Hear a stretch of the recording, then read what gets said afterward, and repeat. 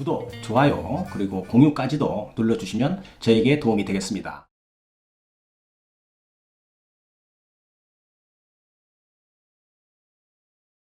안녕하십니까. 언제나 새로운 소식, 유익한 정보, 그리고 확실한 결론까지로 교통사고 피해자에게 도움을 드리는 유국장TV입니다.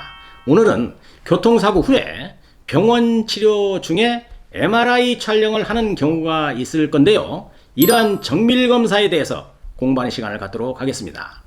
교통사고 후에 병원에서 치료하면서 기본적인 치료를 했음에도 불구하고 환자가 호전이 좀 없이 통증 호소가 길어지게 되면 의사는 정밀검사를 좀 권유하는 경우가 있을 겁니다. 대략적으로 치료를 시작한 직후에 한 일주일은 지나야 이런 시점이 될 것입니다. 이유는 타박상이나 염좌 등으로 인한 통증은 일주일 정도 집중 치료를 하면 호전이 되는 것으로 봐야 하는데, 환자의 통증이 지속적이거나 또 팔다리 등으로 어떤 신경 증상이 있다고 판단이 되면 의사는 정밀검사를 해주는 겁니다. 교통사고 환자들은 대부분 부상 부위가 외상이므로 MRI를 찍는 부위가 좀 정해져 있는데요.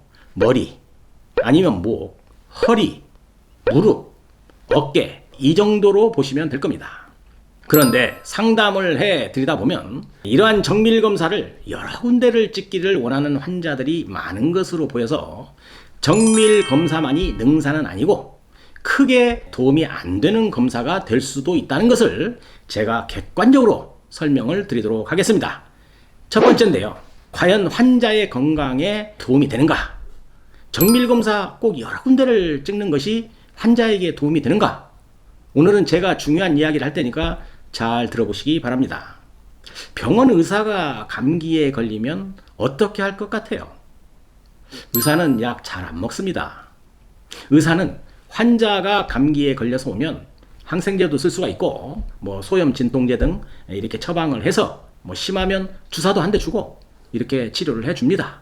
그런데 의사가 감기에 걸리면 웬만해서는 약을 먹지 않거나 그냥 쉬면서 시간을 보냅니다.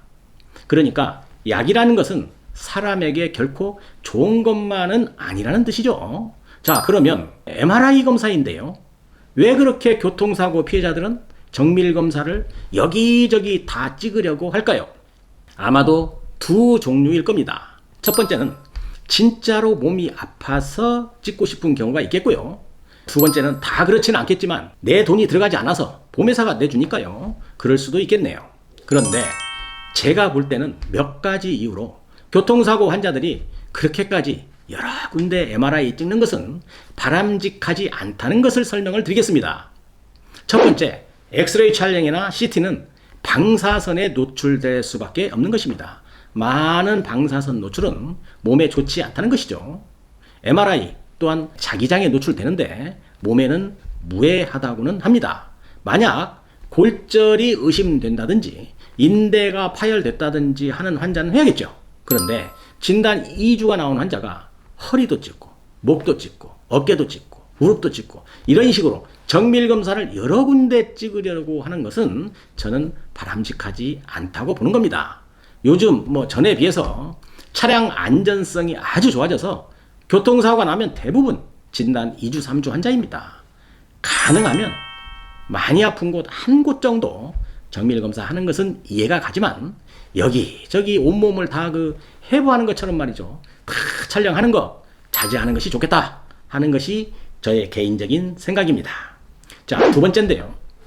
이것 좀 중요한데요. 현대사회에서는 운전하지 않고는 사회생활 하기 좀 힘들 겁니다. 또한 운전을 한다는 것은 확률적으로 크건 적건 교통사고에 노출이 된다는 것입니다. 운이 아주 좋으면 사고가 적게 날 것이고 좀 운이 나쁘면 살아가면서 여러 차례 교통사고가 날 수밖에 없는 사회적인 구조인 것입니다. 나만 잘한다고 사고 안 나는 거 절대 아니기 때문입니다. 그런데 진단 2주, 3주 이렇게 발급되는 환자가 정밀검사를 온몸을 여기저기를 다 한다면 이게 좋은 일일까요? 사고가 이번에만 나고 내가 살아가는 동안 평생 동안 한 번도 더 나지 않을까요? 그런데 이번 사고로 목, 허리, 어깨, 온몸을 다 MRI를 찍어 놓으면 병원에 이런 기록들이 남겨놓게 되면 이게 진정 무슨 도움이 될까요? 이런 경우도 생각해 봐야 하는 겁니다. 만약에 알 수 없습니다. 나중에 교통사고가 아주 크게 발생했다고 가정한다면 그때는 예전에 진단 2주, 3주 때 여기저기 찍어놓은 MRI 기록이나 병원 기록들이 내 발목을 딱 잡을 수도 있다는 겁니다. 즉 이런 기록을 보고서 보험회사에서는 기왕증으로 몰아갈 수 있다는 거예요. 모든 병원 기록이 공유되고 있기 때문입니다. 분명히 말씀드립니다. 경미한 사고는 욕심을 좀 버리시고 정밀검사는 많이 아픈 곳, 한 곳 정도만 하는 것이 좀 합리적이지 않나 싶습니다. 현명한 사람은요, 다음을 생각하는 지혜도 필요한 것입니다. 한 번의 사고로 내 몸을 다 파헤쳐 놓으면 추후에 손해보는 일이 생길 수도 있다는 점을 꼭 기억하시고 무리한 검사는 자제하는 것이 현명한 판단이라고 말씀을 드립니다.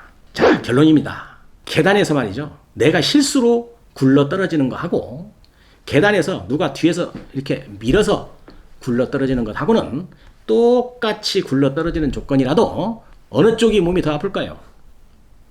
가해자죠. 즉 대상이 있을 때 몸이 아프면 더 큰 것입니다. 교통사고는 가해자라는 대상이 있으니까 몸이 더 아플 수 있는 겁니다. 또한 보험회사에서 정밀검사 비용을 대신 내주니까 부담 없이 하는 것이지 만약 내가 돈을 내고 찍으라고 한다면 그 비싼 비용을 내고 할 사람 많지 않을 겁니다. MRI는 개인 병원은 약 한 40여만 원 정도 되고요. 종합병원은 7, 80만 원 비용이 들어가는 겁니다. 위에서 설명을 드렸지만 상담해 주는 동안 무리하게 여기저기 MRI를 많이 원하는 분들이 많다는 것을 알았으며 과연 정밀검사가 맞는 검사인지 무슨 도움이 되는 건지 혹시 의사들만 돈 벌어주는 거 아닌지 한번 생각해보는 시간을 가져봤습니다. 어때요? 제가 설명을 쭉 해드렸는데 교통사고를 당하신 분들이 이 영상을 좀 보시고 정밀검사는 합리적으로 의사와 잘 상의해서 해야 한다는 취지로 설명을 드렸으니 이 영상 참고하시기를 바라면서 오늘 영상 마치도록 하겠습니다. 오늘도 유국장 TV를 끝까지 시청해 주셔서 감사합니다. 다음 시간에도 더 좋은 콘텐츠로 여러분을 찾아뵙도록 하겠습니다. 오늘 영상도 도움이 되셨다고 한다면 구독, 좋아요, 그리고 공유까지도 눌러주시면 저에게 도움이 되겠습니다. 감사합니다. 유국장 TV였습니다.